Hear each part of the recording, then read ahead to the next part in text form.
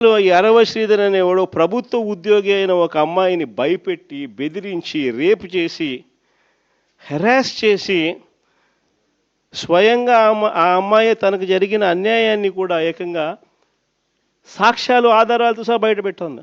ఆముదాల వలస ఎమ్మెల్యే ఇంకోడు కూన రవికుమార్. ఈయన గారి వేధింపులు భరించలేక గవర్నమెంట్ స్కూల్ ప్రిన్సిపల్ ఆత్మహత్యా యత్నం చేసుకుంటే ఇప్పటి వరకు చర్యలు లేవు.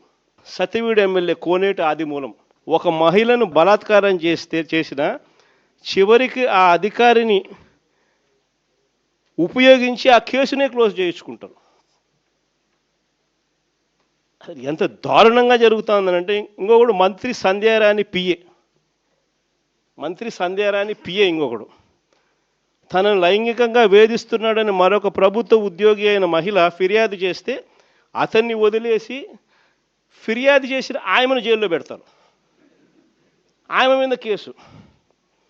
ఇంకోడు గుంటూరు ఈస్ట్ ఎమ్మెల్యే నజీర్ ఇంకోడు. ఈ మనిషి అశ్లీల వీడియోలు కూడా ఆయనతో మాట్లాడుతున్నాడు, ఈడు అశ్లీల వీడియోలు చూస్తూ ఉన్నాడు, ఈడు అశ్లీలంగా చేస్తూ. అసలు వీళ్ళు ఎవడు అసలు ఏ ప్రపంచంలో ఉన్న. ఇంకోడు మంత్రి సుభాష్, వాసంశెట్టి సుభాష్ ఇంకొకడు. ఏకంగా అశ్లీల డ్యాన్సులు చేస్తూ ఏకంగా చిందులేస్తానంటారు. అశ్లీల డ్యాన్సులు చేస్తూ ఏకంగా స్టేజ్ ఎక్కి చిందులేస్తాడు మంత్రి.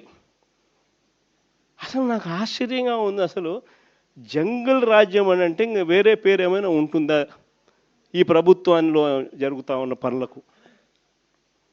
అసలు ఈ స్టేజ్లోకి ఒక ప్రభుత్వం పోవడం ఏంది? దగ్గరుండి ఇట్లా టోళ్ళని తీసుకొని పోయి ఇన్సిడెంట్ జరిగితే భయము భక్తి లేకపోకుండా మరుసటి రోజు జైల్లో పెట్టాల్సిన వాళ్ళందరినీ జైలు అనేది ఎలా ఉంటుందో చూపించాల్సింది పోయి, ఇలాంటిది ఏదైనా చేయాలంటే బొలులో భయం అనేది ఎలా ఉంటుందో చూపించాల్సింది పోయి, వీళ్ళందరినీ ప్రోత్సహిస్తాడు ఎవడు? వీళ్ళందరినీ ప్రోత్సహిస్తూ ఉండేది వీళ్ళు. సాక్షాత్తు దగ్గరుండి చంద్రబాబు నాయుడు, ఆయన కొడుకు, ఆయన ప్రభుత్వం. నిజంగా ఇలాంటి పాలనలో మనం ఉన్నాము, ఇలాంటి రాష్ట్రంలో మనం ఉన్నాము అని నిజంగా జంగల్ రాజ్యం అని అంటే ఇదే. విచ్చలవిడి అవినీతి కనిపిస్తూ ఉంది. ఎమ్మెల్యేల దగ్గర నుంచి, మంత్రుల దగ్గర నుంచి విచ్చలవిడితనం కనిపిస్తూ ఉంది. విపరీతమైన కరప్షను, పోలీసులు రెడ్ బుక్ రాజ్యాంగం.